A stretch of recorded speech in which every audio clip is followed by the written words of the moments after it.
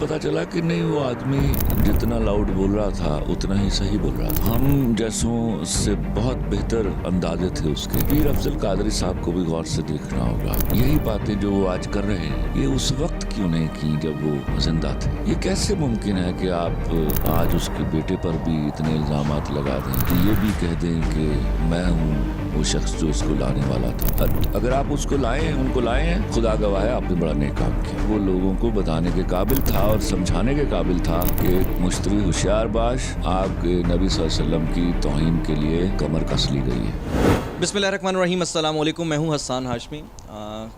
हमारे साथ खलीलुर रहमान कमर साहब मौजूद हैं और क्या इनका तारुफ करवाया जाए, मैं फ़ौरन टॉपिक पे आना चाहूँगा। अच्छा, हमारा आज बड़ी इंपॉर्टेंट एक टॉपिक है जिस पर ज़ाती तौर पर मेरा दिल खुद ज़ख्मी है। वो है पीर अफजल कादरी साहब की आजकल गुफ्तगू बहुत चल रही है, जिन्होंने कहा कि अल्लामा खादिम हुसैन साहब को मैं आगे लेकर आया था, मेरी मर्ज़ी से वो आए थे और मैंने उन्हें मतलब जैसे भी है लीड किया, चलाया। असल में मतलब कह सकते हैं कि किंग मेकर मैं था।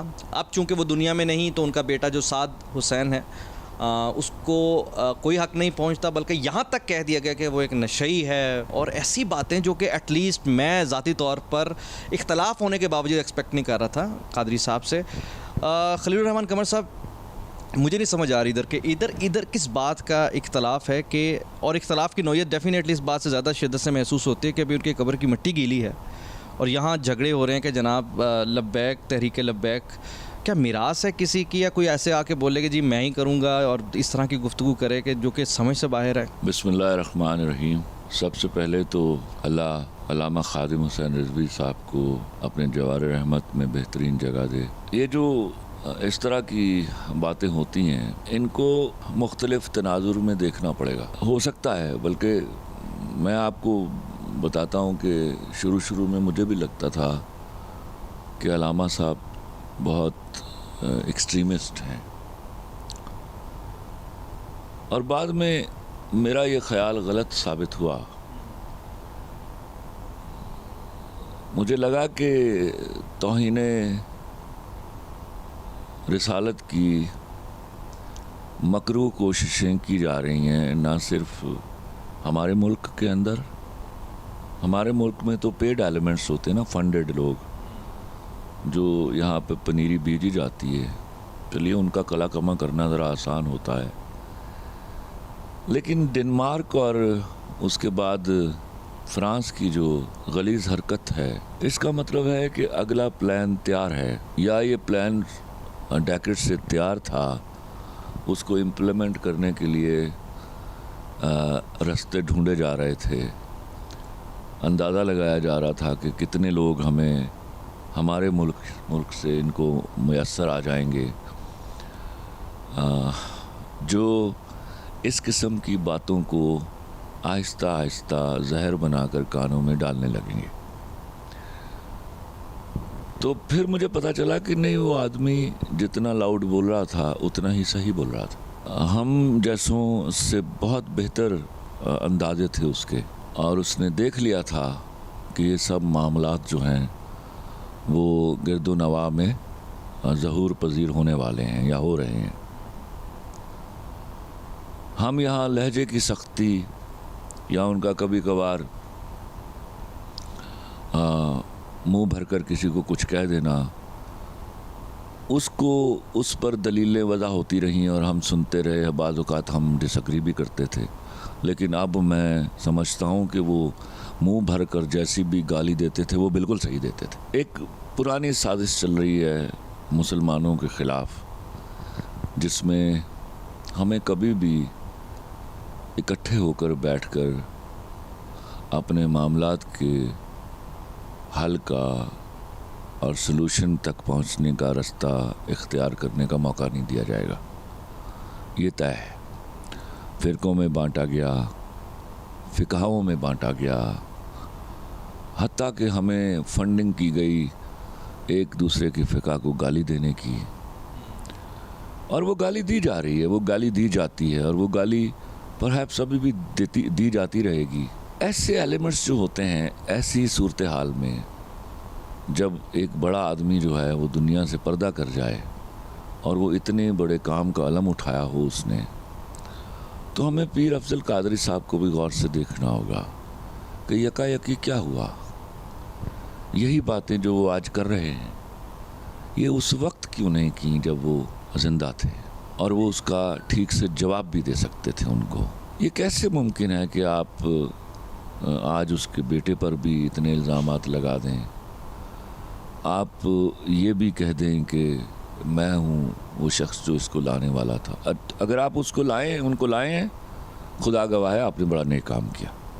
آپ نے اس ملک کو ایک ایسا بڑا آدمی دیا جو جس کی بات میں, جس کی دلیل میں, جس کی تقریر میں وزن تھا اور وہ لوگوں کو بتانے کے قابل تھا اور سمجھانے کے قابل تھا کہ مشتری ہوشیار باش, آپ کے نبی صلی اللہ علیہ وسلم کی توہین کے لیے کمر کس لی گئی ہے. تو آپ اس کی تخت نشینی کو کیوں دیکھ رہے ہیں؟ آپ اس تحریک کے میسج کو کیوں نہیں دیکھ رہے؟ وہ تو پہنچ گیا. اب وہاں کوئی بھی کھڑا ہوگا, اس کے پاس کوئی چارہ نہیں ہے کہ وہ محمد صلی اللہ علیہ وسلم کی حرمت, آبرو اور ناموس پر اپنا سر کٹوائے.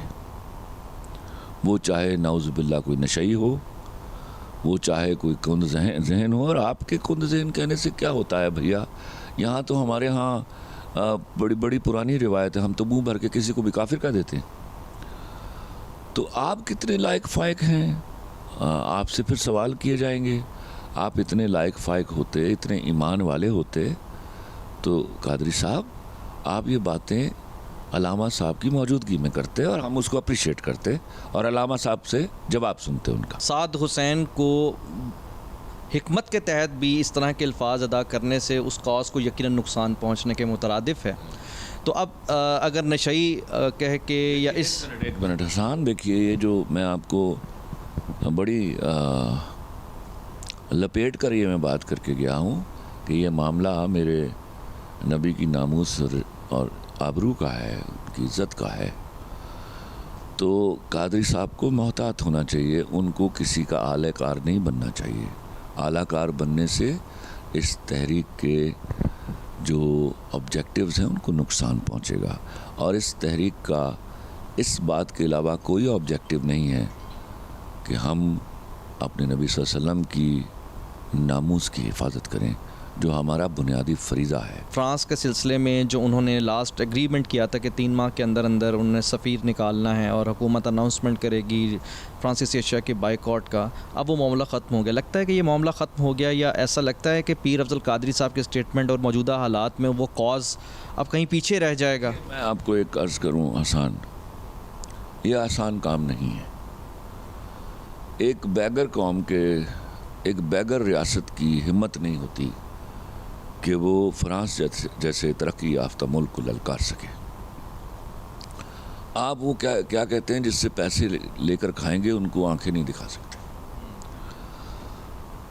آپ کے ہاں بہت ضروری ہے کہ سب سے پہلے تو یہ پرٹیکولر میسج جو ہے وہ ایک ایک مسلمان کے اندر چلا جائے, اور بجائے اس کے کہ کوئی ہماری بھکاری ریاست سے ڈرے, وہ یہاں کے رہنے والے لوگوں سے ڈرے کہ اس قسم کی شورش جو ہے اس کو ہم کیسے باؤنس بیک کریں گے. یہ ممکن نہیں ہے. جو میں سمجھتا ہوں جو ہماری آج تک کی حکومتی اور ریاستی سمجھیے کمزوریاں ہیں اور بے شرمیاں ہیں اور مجبوریاں ہیں, میں سمجھتا ہوں یہ مجبوریاں ہمیں بے شرم بناتی ہیں.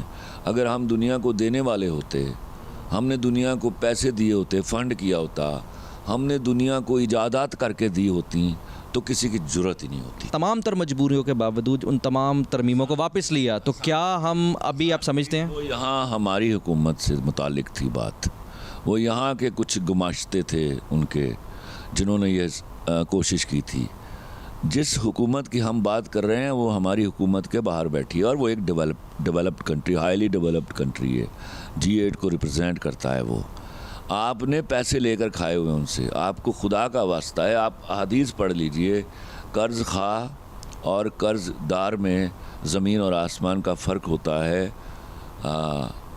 حقوق کا اور فرائض کا. آپ کی جرت نہیں ہے بھائی، میں آپ کو بتاؤں اس قسم کا کوئی معاہدہ آپ کی گورنمنٹ کسی کے ساتھ نہیں کرے گی کہ ہم فرانس کے سفیر کو نکال دیتے ہیں. یہ معاہدہ ہو چکا ہے. یہ معاہدہ کبھی بھی امپلیمنٹ نہیں ہوگا. اس میں معاہدے کرنے کی کیا ضرورت ہے؟ جو شخص اس وقت عنان حکومت سنبھال کر بیٹھا ہے، کیا وہ پکا مسلمان نہیں ہے؟ اس کا کام تھا اگلے دن سفیر واپس بھیجتا. if I were in his place تو میں تو یہ سوچتا بھی نہ کہ ہم زندہ رہیں گے یا نہیں، میں تو اگلے دن سفیر کو دھکے مار کے یہاں سے نکالتا. get out from here, who are you? لیکن ریاست you can insult my prophet. تو یہ جب 3 مہینے جب لگتے ہیں نا بھیا، تو یہ ٹائم بائنگ ہوتی ہے. یہ ٹائم بائنگ ہوتی ہے. اس میں معاملے ریزالو نہیں ہوتے. ایک جیدار مسلمان جیسے علامہ رضوی صاحب تھے، ایک جیدار مسلمان کا کام ہے کہ آپ کے نبی کی حرمت پر کسی نے انگلی اٹھائی ہے تو امیڈیٹلی ایکشن لیجئے. کیا عمران خان آپ کو نہیں لگتا کہ وہ بھی یہ پوزیشن رکھتے ہیں کہ وہ کرنا چاہیں تو کر دیں؟ یہ بھار صرف خلیل الرحمان قمر کے پاس نہیں ہے، وہ نہیں کسی کا بھار لیتا. میرے نبی کو کوئی نعوذ باللہ بے حرمتی کر کے گھر تو جا کے دکھائے میرے سامنے. یہ میری طاقت میں نہیں ہے، میرے اختیار میں نہیں ہے. میرے اختیار میں ہوتا تو فرانس کا سفیر اگلے دن گھر بیٹھا ہوتا. آپ باتیں کرتے ہیں، آپ چائے کی ٹیبل پر احتجاج کرتے ہیں. احتجاج کرنے والی قومیں ترقی یافتہ نہیں ہوتی. لیکن یہاں تو ایک تاثر یہ بڑی گہرے انداز میں دینے کی کوشش کی جا رہی ہے کہ جی پاکستان کے اندر پہلی دفعہ 72 سالوں میں یا 74 سالوں میں وہ حکومت آئی ہے جو آنکھوں میں آنکھیں ڈال کے بات کرتی ہے، جو امت کو لیڈ کرنے کی صلاحیت رکھتی ہے. جی ان میں کچھ خصوصیات ضرور ہیں کہ وہ پچھلے چور ڈاکوؤں سے بہتر ہیں. لیکن حضور میں آپ سے عرض کرتا ہوں اتنا دم کسی کے پاس نہیں ہے. کشمیر میں کیا کر لیا کسی نے؟ مجھے یہ بتا دیجئے. پہلے ہمیں کچھ 252 دن گن کر دکھائے گئے ہیں کہ یہ آج اتنے دن ہو گئے، آج اتنے دن ہو گئے. اب وہ گننا بھی بند ہو گئے. وہ سال سے بھی اوپر چلا گیا معاملہ. میں لاہوری آدمی ہوں. میں I used to take pride in being Lahori. تو مجھے یاد ہے جب ریمنڈ ڈیوس یہاں آپ کے 4 بندے مار کے چلا گیا تھا تو وہ پتہ چلا تھا ہم لاہوری کتنے غیور ہیں. اب تو مجھے اس بات پہ بھی شرم آتی ہے. اور آپ کے نبی صلی اللہ علیہ وسلم کی حرمت پر کوئی بندہ بات کرے اور آپ اتنے غیور ہیں کہ آپ بیٹھے ہوئے ہیں ٹھنڈ رکھ کے. تو یہ قومیں جو ہیں وہ طے کرتی ہیں کہ ہم میں سے کتنے بچیں گے اور کتنے زندہ رہیں گے اور کتنے ہم جان نثار کریں گے. اس طرح قومیں نہیں بنتی. بہرحال یہ بڑی دو ٹوک سٹیٹمنٹ دی ہے خلیل الرحمان قمر صاحب نے. یہ جو اپنے خود فریبی ہے اس سے نکلنا چاہیے.